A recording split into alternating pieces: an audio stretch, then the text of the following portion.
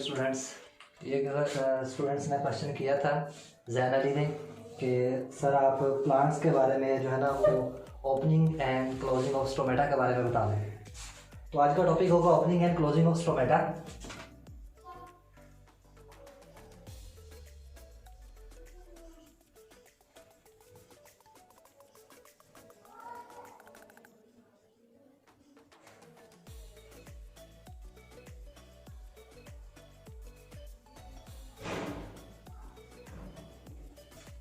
Opening and closing of stomata के बारे में बहुत सारे साइंटिस्ट ने हाइपोथेसिस पेश किए हैं। तो हम यहाँ पे दो हाइपोथेसिस का जिक्र करेंगे। तो एक हाइपोथेसिस जो है वो है शुगर स्टार्च हाइपोथेसिस, और दूसरा जो है उससे हम एक पोटाशियम और क्लोराइड आयन के हवाले से भी स्टडी हम करते हैं, या फिर हम उसको कहते हैं proton pump hypothesis.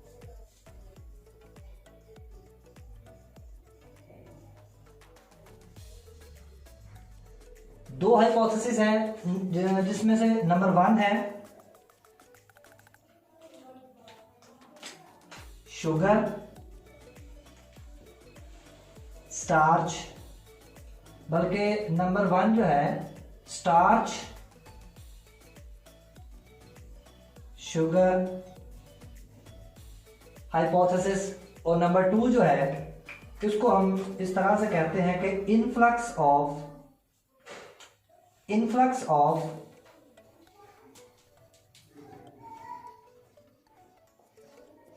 Potassium and chloride ions, right.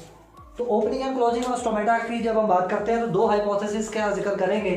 Number 1 starch sugar hypothesis, और दूसरा है influx of potassium and chloride ion, या फिर हम इसको कहते हैं प्रोटॉन पंप थ्योरी। ओके, तो सबसे पहले डायग्राम देख लें कि लेट्स सपोज कि ये एक स्टोमेटा है, ओपन स्टोमेटा का डायग्राम।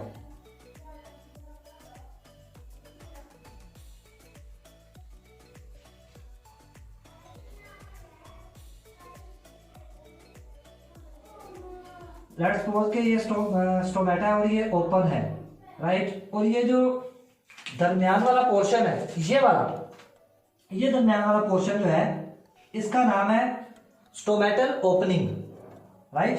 Stomatal opening. और ये जो साइड पे मौजूद है ये है गार्ड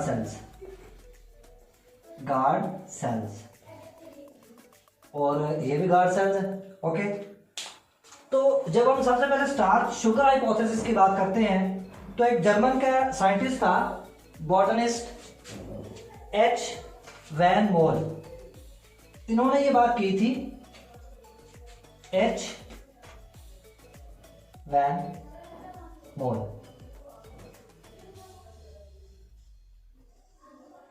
इन्होंने बात की कि डे टाइम जब प्लांट्स फोटोसिंथेसिस कर रहे होते हैं तो फोटोसिंथेसिस के दौरान फूड प्रोड्यूस हो रही होती है जो कि स्टार्च की शक्ल में स्टोर हो रही होती है, राइट। Day time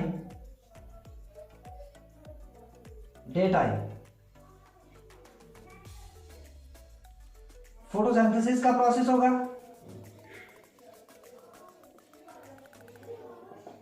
right. तो फोटोसिंथेसिस के नतीजे में क्या बनेगी जी? ग्लूकोज बनेगी जो कि स्टार्च की शक्ल में स्टोर हो जाएगी। फोटोसिंथेसिस से ग्लूकोज और स्टार्च की शक्ल में जो ये स्टोर होगी, तो उस वक्त अगर हम देखते हैं कि अगर ये गार्ड सेल है,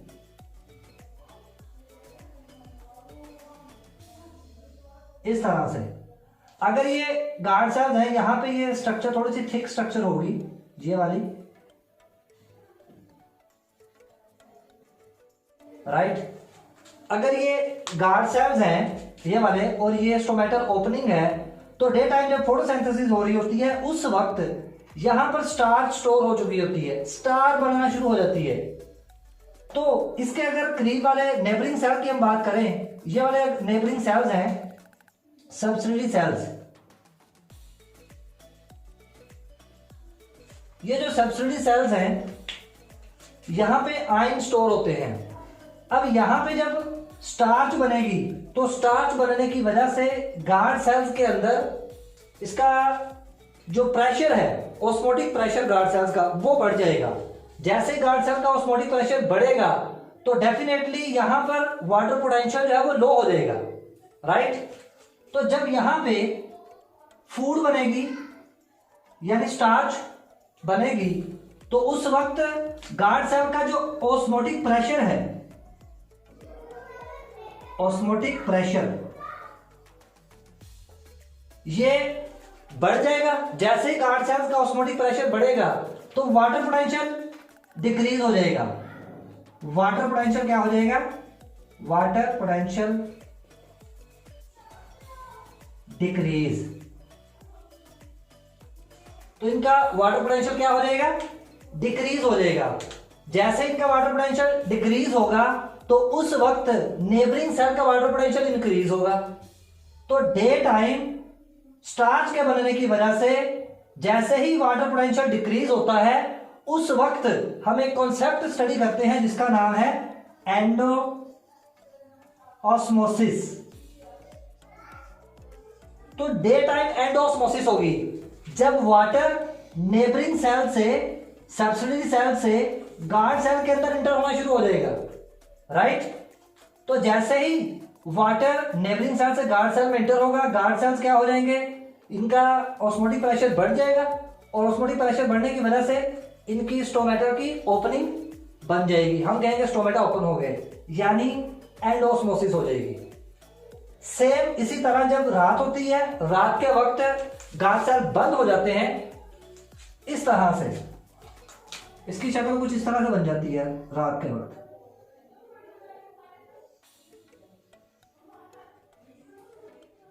ये तकरीबन बंद हो चुके हैं रात के वक्त, राइट। क्यों? क्योंकि दिन के वक्त जो स्टार्च अवेलेबल थी यहां पर गार्ड सेल्स में, अब रात के वक्त वो नहीं है, फोटोसिंथेसिस का प्रोसेस रुक चुका है और रात के वक्त फ्री जो फूड है, फ्री स्टार्च है, वो प्लांट के लिए अवेलेबल नहीं होती, और जो ऑलरेडी बन चुकी होती है दिन टाइम, वो रात को रेस्पिरेशन में यूज हो जाती है। तो जिसकी वजह से यहां पर स्टार्च की जो क्वांटिटी है, लेवल है, वो कम हो जाता है, राइट। तो इस वजह से रात का जो हम कॉन्सेप्ट पढ़ते हैं रात के वक्त का, वो होता है एक्सो ऑस्मोसिस।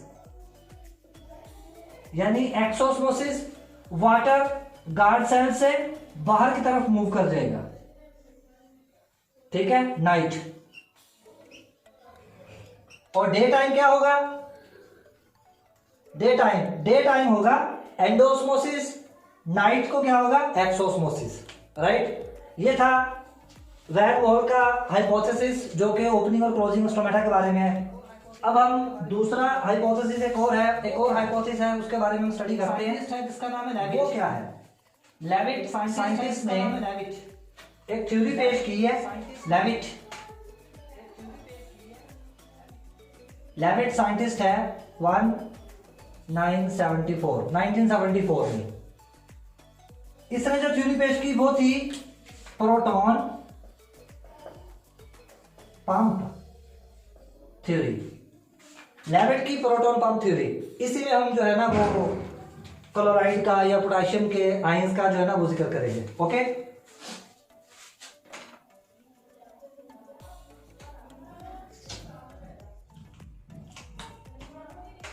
गौर करें, डे टाइम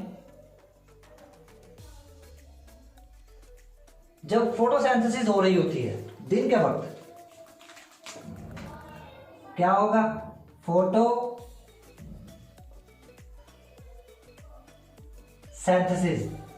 डे टाइम जब फोटोसिंथेसिस हो रही होती है तो डेफिनेटली क्या बनेगा? स्टार्च। डे टाइम क्या बनेगा? डे टाइम स्टार्च बनेगी, ओके, जो कि पॉलीसेकेराइड है, राइट। स्टार्च जो है ये कन्वर्ट कर दी जाती है किसमें? मैलिक एसिड में। स्टार्च कन्वर्ट कर दी जाएगी मैलिक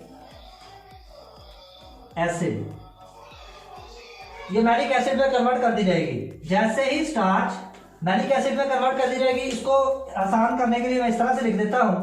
मैलिक एसिड के लिए let's suppose COOH, right.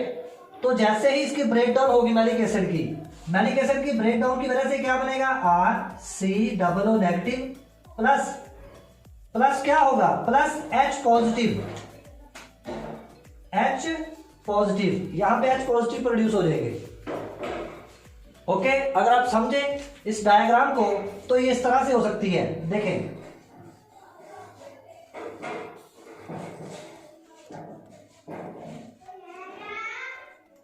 Right, इस तरह से। अब अगर हम कहते हैं कि ये सब्सिडरी सेल्स हैं, ये नेबरिंग सब्सिडरी सेल्स हैं और यहां पर इनकी थिकनिंग है ज्यादा, याद रखें कि दरमियान में इनकी जो स्टोमेटा की ओपनिंग की जो थिकनिंग है, इसको आप इस तरह से कहते हैं कि ये थिक साइड है अंदर वाली, और ये बाहर वाली जो किनारों पे है गार्ड सेल्स की, ये थिन साइड है। क्योंकि यहां पर जो हम सेल वॉल की स्टडी करते हैं तो दरमियान में प्राइमरी और सेकेंडरी दोनों सेल वॉल होती हैं, जबकि किनारों पे बाहर की तरफ सिर्फ और सिर्फ प्राइमरी सेल वॉल होती है। ओके, तो दरमियान में प्राइमरी और सेकेंडरी दोनों सेल वॉल होने की वजह से ये एरिया थिक होगा और किनारों वाला एरिया क्या होगा, थिन होगा। ओके, अब अगर हमने कहा कि डे टाइम फोटोसिंथेसिस की वजह से H पॉजिटिव प्रोड्यूस हो रहे हैं, तो गौर करें यहां पे क्या पैदा होगा, H positive, H positive, H positive, H positive, H positive, H positive, ये वाले, ये डेटा है। अब ये H पॉजिटिव जो है गार्ड सेल में ज्यादा है, जबकि नेबरिंग सेल जो है, ये सब्सिडरी सेल जो है, यहां पे आयन स्टोरिंग होती है।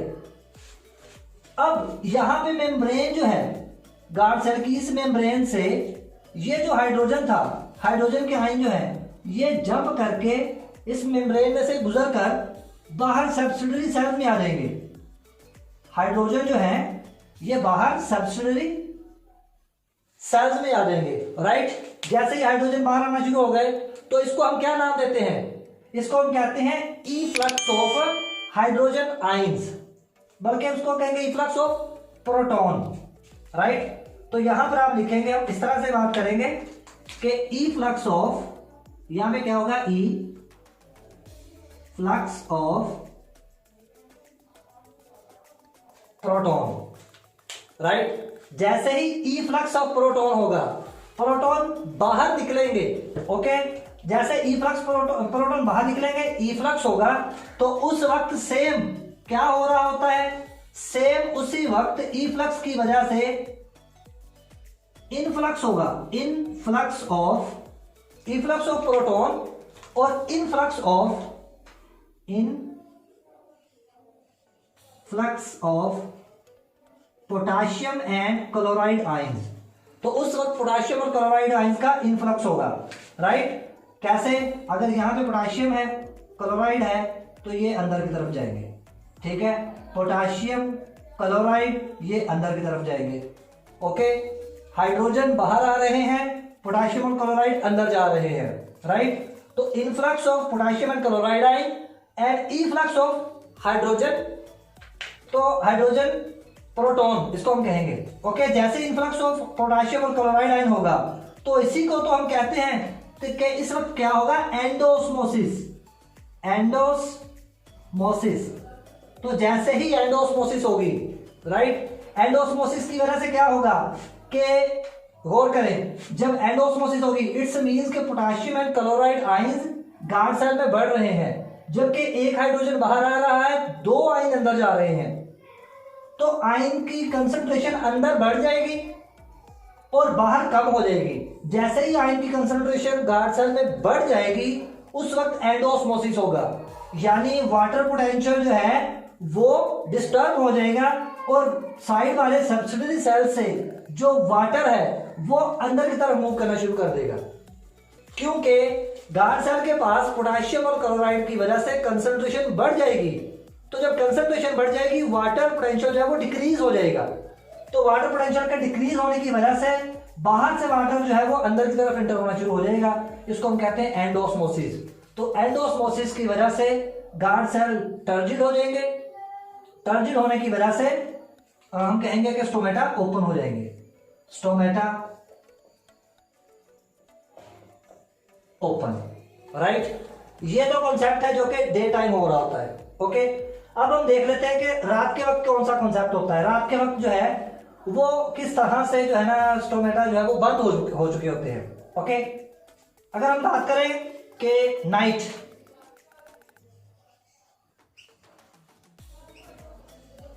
की अगर हम बात करें तो डेफिनेटली फोटोसिंथेसिस नहीं हो रही। तो फिर रात के वक्त क्या है? रात के वक्त कार्बन डाइऑक्साइड की क्वांटिटी बढ़ रही है। कार्बन डाइऑक्साइड की क्वांटिटी बढ़ेगी तो जैसे ही कार्बन डाइऑक्साइड की क्वांटिटी बढ़ेगी तो सेम क्या होगा, पीएच लेवल जो है वो डिक्रीज हो जाएगा। पीएच डिक्रीज, पीएच क्या हो जाएगी? डिक्रीज। ये अप टू 5 तक जाती है, राइट। तो देखें जैसे ही कार्बन डाइऑक्साइड की क्वांटिटी बढ़ेगी रात के वक्त, जाहिर बात है फोटोसिंथेसिस नहीं हो रही है, गार्ड सेल बंद है, तो कार्बन डाइऑक्साइड की क्वांटिटी बढ़ेगी, पीएच का लेवल कम होगा। इन दोनों के असर की वजह से कार्बन डाइऑक्साइड और पीएच के कम होने की वजह से कार्बन डाइऑक्साइड के इंक्रीज होने की वजह से increase,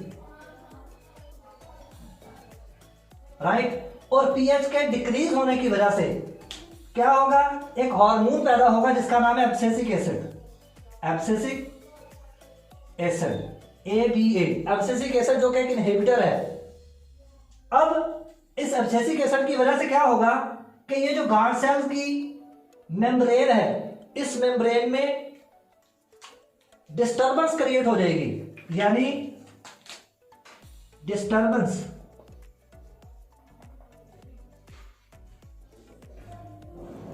disturb membrane permeability, disturb permeability.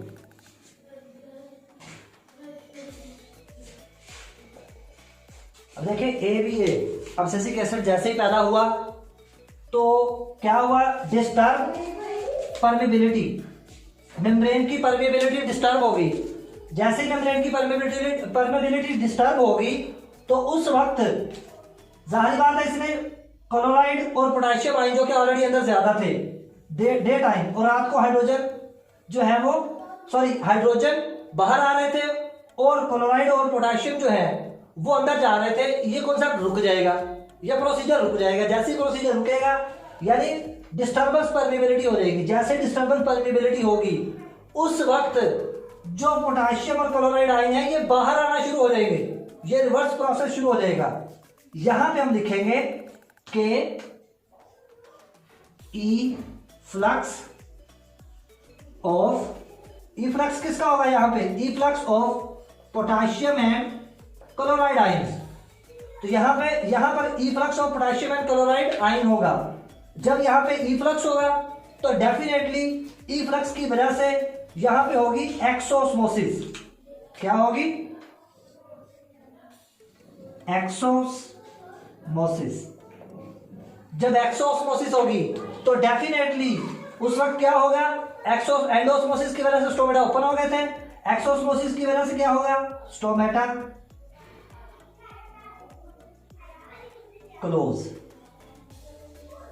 Close हो जाएंगे। ओके, यानी रात के वक्त जो है स्टोमेटा क्लोज हो जाते हैं, दिन के वक्त ओपन हो जाते हैं। दिन के वक्त एंडोस्मोसिस होती है, रात के वक्त एक्सोस्मोसिस होती है। ओके, अब फॉर एग्जांपल किसी स्टूडेंट्स के जरिए ये क्वेश्चन आ जाता है कि सर ये जो गार्ड सेल्स है इनमें तो फोटोसिंथेसिस हो रही है, राइट, तो करीब वाले सेल्स में फोटोसिंथेसिस तो होनी चाहिए। तो बेसिकली जो गार्ड सेल्स है यहाँ पर क्लोरोफिल के जो कंटेंट्स है वो ज्यादा है, राइट, तो फोटोसिंथेसिस का कॉन्सेप्ट यहाँ पे ज्यादा होगा। ओके, आई होप कि आपको समझ आ चुकी होगी। Thank you.